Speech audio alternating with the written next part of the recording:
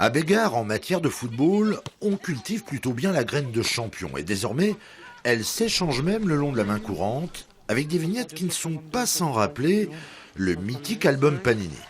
Est-ce que c'est aussi difficile d'avoir toutes les vignettes comme pour les pros? Oh ouais, C'est très compliqué. Parce que des fois, tout le monde veut la même et 21. c'est compliqué. Vas-y, presse, Enzo, presse!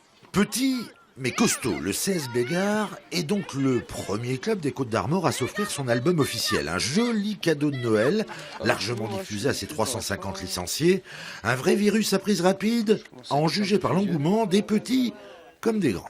Comme un gamin. C'est ça, tout à fait ça. J'ai retrouvé mon enfance. Je suis retombé 25 ans en arrière. Recoller les images, trouver les têtes des copains, un peu de tout quoi.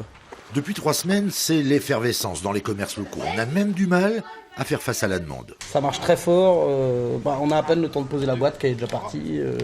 Si, ils ont fait quelque chose de vraiment, vraiment sympa, puis même aussi bien pour les enfants que pour les adultes.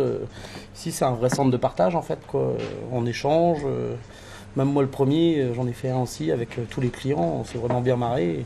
Maintenant il est fini le mien, dommage, je pourrais plus m'amuser avec eux, quoi. L'idée est venue d'Erwan Sillard, le responsable de notre école de foot, qui nous a proposé l'idée de faire un album du club aux couleurs de notre club, le CS Bégard.